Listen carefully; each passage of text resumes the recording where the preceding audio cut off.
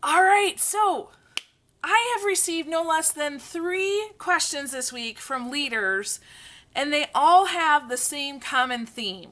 So I thought, well, I'm just going to do a video and help you understand this. So the question is basically, why won't these people follow me? Okay, so you're getting ready to launch a program or sell a new item or just make a change, and they're not following you.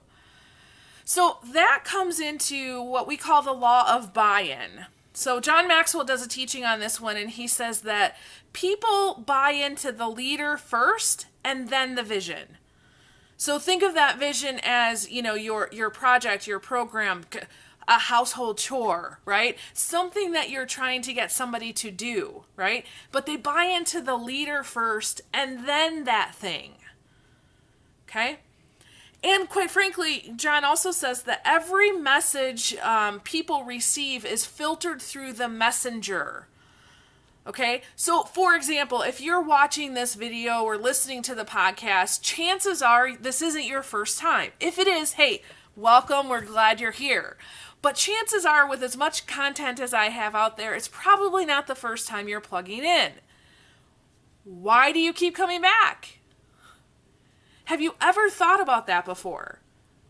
Well, chances are a couple different things are happening. Number one, there's a relationship between us, right? Even if you're just watching on YouTube or you're listening on a podcast, I hope that you feel like we're sitting down and we're having coffee together, okay? Because that is the intent behind what I'm trying to do with this. Not just to, go out and teach people, not just to make some money. Of course, I'm doing all that too, but I really want you to feel like, hey, we're just sitting around and we're having coffee and we're having a chat, okay?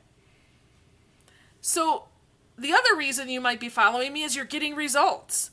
This week alone, we had, at least a dozen people reach out and tell us some really great results that they're getting. Network marketers who are finally reaching that next level. Parents who feel like, oh my gosh, I have a greater connection with my child. I've had 3 people who got a new job. They're very excited. We've had 1 or 2 people in our Empowered Leaders group who previously didn't have a leadership position, but now they do. They got promoted, and so they're very excited about that. So you're either feeling a connection or you're getting a result, or maybe both, right? That's the law of buy-in at work. You've bought into me and my work, and then you've seen the results of that, and you're like, oh my gosh, I need to be here, okay? So, let's talk about this a little bit. I'm going to give you an example in the education field, because I've been talking to a lot of education leaders lately. And quite frankly, they are having it rough right now. Can you imagine what it's like to have to make decisions about going back to school in fall 2020? It's hard, okay? Not only, hey, do we go back, but if we do, what does that look like? And if we don't, what does that look like? And, who's going to make the decision?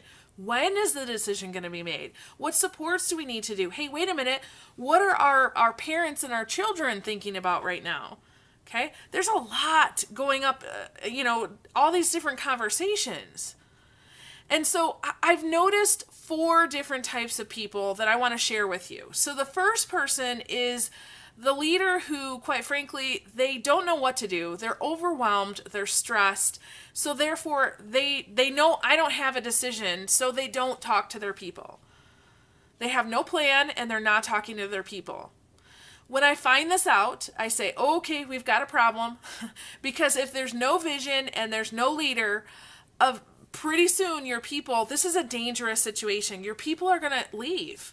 They're going to say, you know what, in this troubling time, you're not supporting me as a person. You're not supporting my work. They're going to go somewhere else. And if it's not now, it's going to be soon. Okay? The second type of leader I see, somebody who they still don't have a plan, but they're talking all the time. Okay? And because maybe that's just who they are, right? Or they feel like they need to just keep everybody updated all the time. They just come in and they just kind of say the same thing over and over and over again.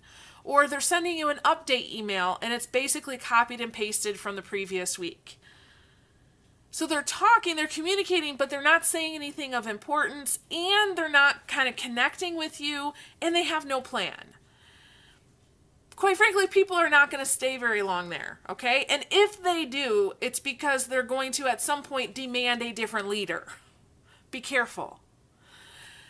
Now, the third type of leader, they are somebody who loves to communicate with their people. So they have conference calls or Zooms, or, maybe if you're, in a different state than we are, maybe you're meeting in person. But the point is that they're getting their people together on a regular basis, and they're saying, hey, how are you doing? What's going on? How's your life look? Right? They're communicating, they're connecting, they're relating, but they have no plan. So, every time you get on a call, you're like, okay, I know I'm going to hear what Susie and what Johnny have to say today, but I have no plan for me. Okay? Now, maybe they can't make a decision yet. Maybe there's no final decision for them to share with you.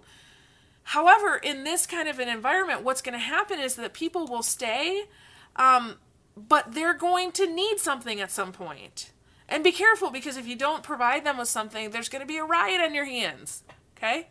So they need the leader and the vision in that instance.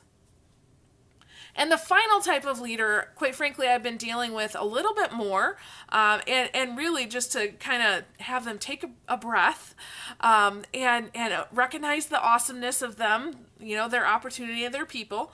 But this type of leader, what happens is that they're also very communicative. They get together regularly, much like, the leader number 3, connecting, relating. Hey, how's it going? What's going on? How are you doing? How's your family? But then they've gone one step further, and they've connected with their key stakeholders. So, for example, in our local school district, what has happened is that they've reached out and they've done a ton of surveys, right? So looking forward into the fall, would you be okay with all in person, all online, or hybrid? Would you be okay with busing or not? And on and on and on and on, right? So they've gone out into the community, collected all that data, and even though we're not yet ready to make a final decision, they have come up with a plan with options. So they've said, hey guys, we get together every week, we talk about this, we've taken all your survey data into consideration, we still don't have a final decision because, the governor still needs to, make some decisions on her end. However, these are the 3 options we are thinking of, and by the way, our goal is that, everybody from preschool to grade 5 would have as much in person as possible, and everybody 6 to 12 might have a little less. Okay? Now listen, that's not a final decision. That's not a final plan. But when I got that notice, I was like, okay, I got it. So what the communication that I got from that was, you guys, you're on the ball. You're having meetings. You're actually talking about this. You're actually taking our thoughts into consideration. You have a plan with options, so it's going to be one of those 3. It's not going to be something different than that. So I can kind of plan for that a little bit, right? That is a great kind of combining the leader and the vision together. So which kind of leader are you? Which one of those 4 would you like to be? So even when there's uncertainty, when you can't make a decision yet, you can still be reaching out and communicating with people. Because remember, they buy into the leader first and then the plan. Okay? So, one of the things I often think about is if nobody is following you and you're a leader, guess what? You're just out for a walk. Okay, it comes down to who are you? Who are you becoming in the process? So don't negate the personal development side of things too, because your character and your passion attracts people or repels people from you. Okay, so if you're not getting buy-in, might be you. I know nobody wants to hear that part though, right? Okay, so I don't have any homework necessarily for you this week, only to think about which kind of leader are you, which kind of leader do you want to be, and where are you growing, and not where as in like what parts of your life, but what groups of people are helping you to intentionally learn and grow in your leadership. So I hope that these podcasts and videos have been very helpful to you. There is power when you get together with other leaders and you're talking about these things and you're hearing a different perspective. Today you just heard my perspective and some examples of different coaching clients that I work with. What would it be like, though, if you got together on a regular basis with other leaders and you talked to them about what was happening with you, and you got to hear their perspective? So that's what we do in our Empowered Leaders membership group. You get a lesson much like this, although much better, once every week. And then we get together once every week, usually in a Zoom, and we talk about these ideas. So if that's something that you're interested in, learning more, much like this, but within a group, would you check out the link in the comments or the description? Just see if it's right for you. It might not be right for you, but it might, okay? And if you are a person who is a leader and you have some people who are, let's say, in a team communication kind of way, they are bench warmers, right? They don't necessarily have a position yet. However, they're on your radar because at some point they're probably going to become a leader. Would you consider getting them signed up for the Empowered Leaders membership group? We have a ton of those very new, inexperienced leaders in the group who are being raised up so that when they finally get into that position, they are ready to go. Awesome. Hey, thank you so much for joining us today. Please be well out there, take care of yourself, and also get outside and enjoy some fresh air today, okay? So with that, I release you into the wild. Go forth and prosper. Have an amazing day, and we'll catch you next time. All right. Bye-bye.